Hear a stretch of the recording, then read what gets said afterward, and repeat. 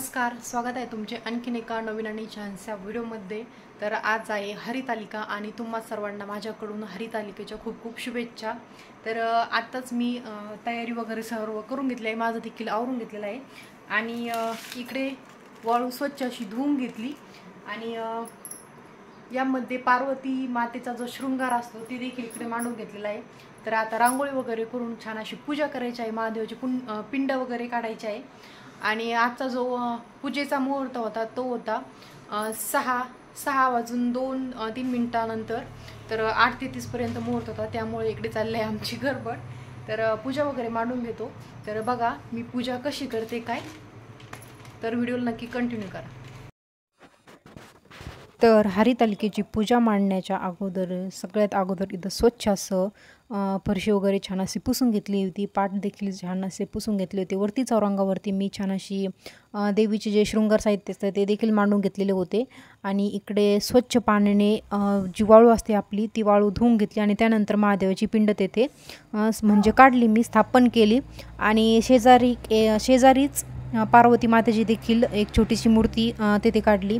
म्हणजे वाळूची पाचाच्या गोलाकार आकार देऊन तिथे पार्वती मातेची देखील पिंड काढली, दिवा वगैरे लावून घेतला आणि या पूजामध्ये घेवडा, आघाडा, पुन्हा तर आघाडा, धोत्राचे फूल, धोत्राची जे बी वगैरे असते, घेवडा वगैरे सर्व जे आहे ते पूजेसाठी घेतले। ते पांढऱ्या प्रकारचे फूल देखील घेतली होती आणि चंदन, बेल वगैरे।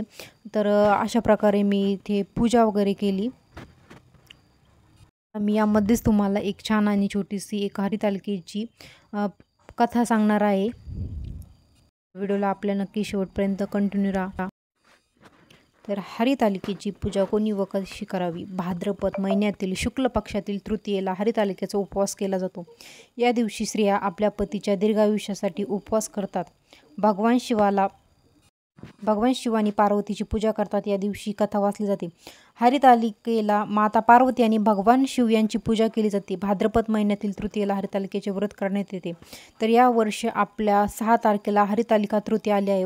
वैवाहिक स्त्रिया तसेच मुली देखील आहेत, तर त्या देखील आपल्याला चांगला नवरा भेटावा म्हणून आणि वैवाहिक स्त्रिया ज्या आहेत त्या नवऱ्याच्या दीर्घायुष्यासाठी हे व्रत करतात आणि लग्न न झालेल्या मुली देखील चांगला जोडीदार मिळावा यासाठी देखील हे व्रत करतात। या व्रतात सौभाग्याच्या वस्तूचे जास्त महत्त्व आहे। ज्या ठिकाणी हे व्रत करायचं असेल त्या ठिकाणी तोरण बांधावं, केळीचे खांब लावून ते स्थळ सुशोभित करावं, पुढं रांगोळी घालून पार्वतीसह महादेवाचे लिंग स्थापन करावं, षोडशोपचारे त्यांची पूजा करावी, मनोभावी त्यांची प्रार्थना करावी। तर आणि त्यानंतर कथा वगैरे वाचून रात्री जागरण वगैरे करावं। तर आता मी तुम्हाला सांगते हरितालिकेची कथा। भगवान शिव आणि पार्वती सर्व गणांसह कैलास पर्वतावर अत्यंत पवित्र भूमीवर असलेल्या विशाल वटवृक्षाखाली विराजमान झाले होते। यावेळी माता पार्वतीने आपली दोन्ही हात जोडून भगवान शिवाला विचारले, हे महेश्वर, हे माझे मोठे भाग्य आहे की मला तुमच्यासारखा पती मिळाला आहे। सांगा महाराज, सर्व व्रतामध्ये चांगलं व्रत कोणतं? श्रम थोडे आणि फळ पुष्कळ असं एखादं व्रत कोणतं आणि कोणत्या पुण्यानं आपल्या पदरी पडले आहे? हे राणी पार्वतीची अशी प्रार्थना ऐकून भगवान शंकर म्हणाले, तू खूप चांगले पुण्य प्राप्त केलेस, ज्यातून मी तुला प्राप्त झालो ते व्रत भादो महिन्याच्या शुक्ल पक्षाच्या तीज म्हणून प्रसिद्ध आहे। म्हणजे भाद्रपद महिन्याच्या 3ऱ्या दिवशी हे व्रत केले जाते। हे व्रत जसा नक्षत्रात चंद्र श्रेष्ठ, ग्रहात श्रेष्ठ, 4 वर्णात ब्राह्मण श्रेष्ठ, देवात विष्णू श्रेष्ठ, नद्यात गंगा श्रेष्ठ, त्याप्रमाणे हरितालिका हे व्रत सर्व व्रतांमध्ये श्रेष्ठ ते भगवान शिव जे आहे ते पार्वती मातेला म्हणाले। तर भगवान शिव पार्वती मातेला सांगत होते, पूर्वजन्मी हिमालय पर्वतावर हरितालिका हे व्रत केलंस आणि त्याच पुण्यानं तू मला आज प्राप्त झालीस।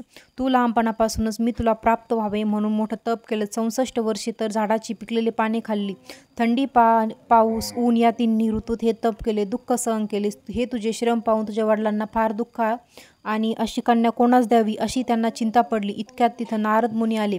हिमालयानं त्यांची पूजा व येण्याचे कारण विचारले तेव्हा नारद म्हणाले, तुझी कन्या उपवर झाली आहे, ती विष्णूला द्यावी, तो तिच्या योग्य नवरा आहे। त्यांनीच मला तुझ्याकडे मागणी करण्यास पाठवलं आहे, म्हणून मी इथं आलो आहे।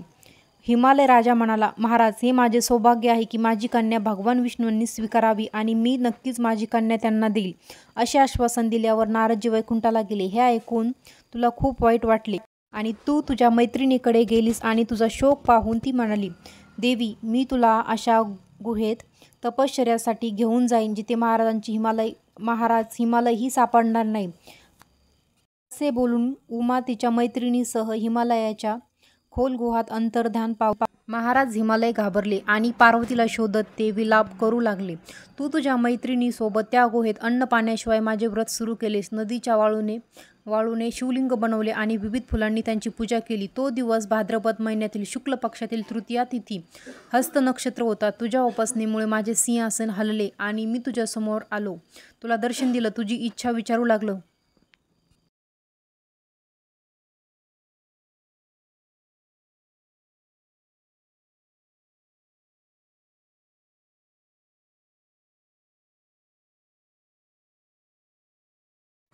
हे ऐकून मला सर्व हकीकत सांगितली.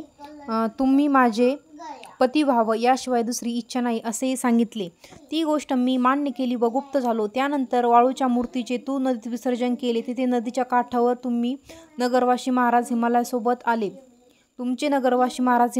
आले. ते तुम्हाला भेटले आणि रडायला लागले. तुझे तिथे येण्याचे कारण विचारले. मग तू सर्व घडलेली हकीकत वडिलांना सांगितली. पुढं त्यांनी मला देण्याचं वचन दिलं. ते तुला घेऊन घरी गेले. मग काही दिवसांनी चांगला मुहूर्त पाहून माझ्याशी विवाह लावून दिला. पार्वती यांनी केलेल्या व्रताच्या प्रभावामुळे भगवान शंकर प्रसन्न झाले आणि त्यांनी देवी पार्वतीसह विवाह केला. हर म्हणजे अपहरण करणे आणि तालिका म्हणजे सखी. देवी पार्वतीच्या सखीने त्यांचे हरण करून त्यांना जंगलामध्ये नेले होते. तिथे महादेवांना प्राप्त करण्यासाठी हे व्रत केले. त्यामुळे या व्रताला हरितालिका असे म्हटले जाते. अशी ही 60 उत्तराची कहाणी. 5 उत्तरी देवा ब्राह्मणांच्या द्वारी, गायीचे गोठी पिंपळाच्या दारी, सुफळ संपूर्ण. तर अशा पद्धतीने पूजा वगैरे आम्ही मांडून घेतली. आणि तर इकडे मांडली होती श्रद्धाने पूजा आणि ही मांडली होती मी. तर अशी पूजा मांडली होती. वरती मी संपूर्ण जे पार्वती मातेचा जो शृंगार असतो तर तो शृंगार वगैरे इथे ठेवून घेतला होता. इकडे बाजूला एक तांदळाचा आणि एक पाण्याचा नारळाचा कळस मांडून घेतला होता. तर अशा प्रकारे झाली पूजा वगैरे आता. आणि देवाला इकडे खडीसाखरेचा नैवेद्य ठेवला. तर पूजा कशी वाटते नक्की कमेंट करून सांगा. आणि तुमच्याकडे पूजा करण्याची पद्धत कशी आहे ते देखील सांगा. तर आज मुहूर्त थोडा कमी टायमिंगमध्ये होता त्यामुळे थोडेसे घाई गडबडीमध्ये झाले. आणि वेदांतीला जायचं आहे आता स्कूलमध्ये. तर मला वेदांतीचं देखील आवरायचं आहे. तर उठा बाई, उठ पटकन. कशी झोपली तू, उठ. तर मी अगोदर आवरून घेते. आणि आता भरपूर असा बाहेर म्हणजे घरामध्ये देखील पसारा वगैरे पडलेला आहे, तो देखील आवरावा लागेल. तर पूजा कशी वाटली नक्की कमेंट करून सांगा. तर व्हिडिओ आवडला तर नक्कीच आपल्या चॅनलला लाईक, शेअर आणि चॅनलला नक्की सबस्क्राईब करा. पुन्हा भेटू आणखीन एका नवीन आणि छानशा व्हिडिओमध्ये. तोपर्यंत बाय.